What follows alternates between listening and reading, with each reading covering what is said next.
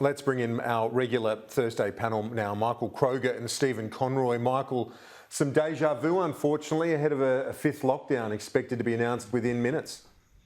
Unfortunately, it looks that way.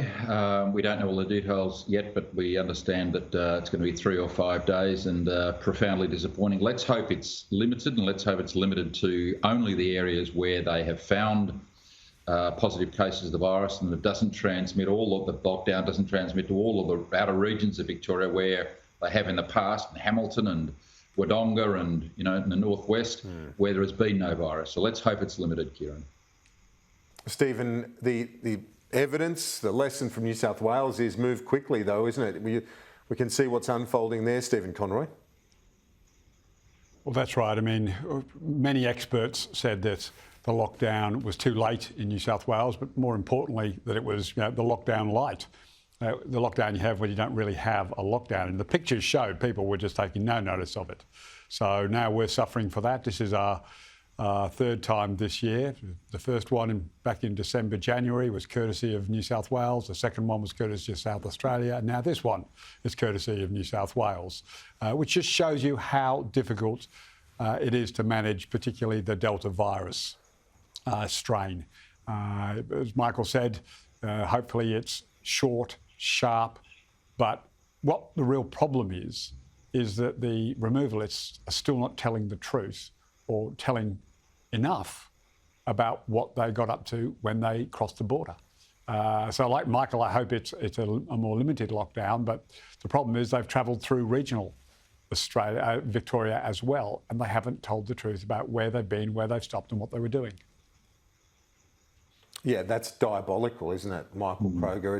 It's one of these. The pandemic's been a moment when we've needed goodwill and civic duty, really, from everyone in order to make things work. When you've got a couple of geese that don't cooperate, it does complicate things.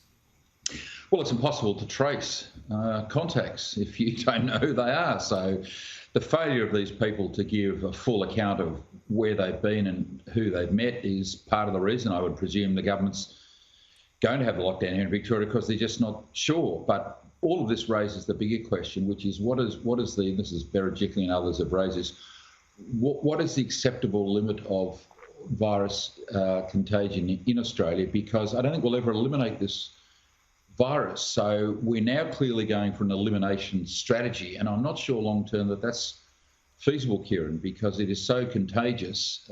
Every time we have this type of problem, we're going to close down a state or close down cities. The economy can't last. There's already 1,000 businesses gone bust here. So there has to be a point at which National Cabinet says, here, we're drawing the line here. Well, it's not just, Michael, it's the economy is the one thing, but the thing that has really been front of mind with my discussions with psychiatrists like Pat McGorry is the impact on mental illness. It's massive, and it's not overstating it to say it's a shadow pandemic. And I hope that increasingly the health advice that we hear so much about, the health advice, we follow the health advice. How about that includes a big chunk on the impact on our mental well-being, Michael? Never once have I heard any of these chief health officers, never once have I heard them say, but we have to take account of mental health, so we're going to have a limited this or a limited that. Naturally, you ask a doctor, they will go, their instinct is to go for an elimination strategy, to do the least possible harm. But the long-term effects, and I've seen some of those interviews you've done with Patrick McGorry, and it's devastating. You talk to any small business person in Victoria, boy, the mental health problems that they've suffered, particularly the restaurateurs, live music venues, cafe owners, small shop owners, people selling clothes and dresses and shoes, open, shut, employees on, off, on, off. You can't cope with this. You can't cope with this. So the government actually needs to say, right, this is the program going forward long term, because we're not going to eliminate this virus.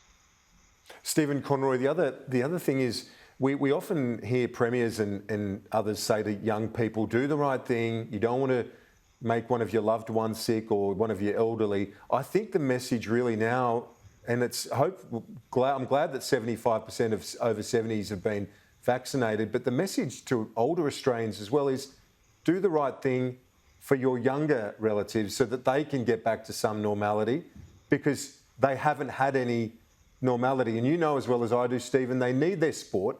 They need to be engaging. They need to be socialising. It's just not fair.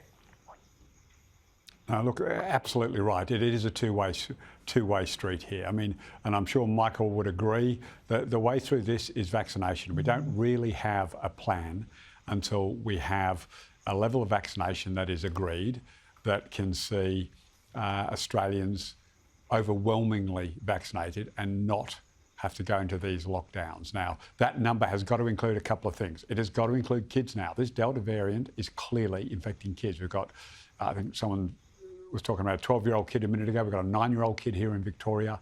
It is now circulating kids in a way it wasn't previously. That is not a good sign for us. We've got to include kids in the 70% or 75% or 80%. And we've not to fudge the figures like Boris Johnson. I mean, the Prime Minister himself today has pointed to the problems of the 50% style number that Boris is using for Freedom Day. All Boris wants is freedom from media criticism because his government's a shambles.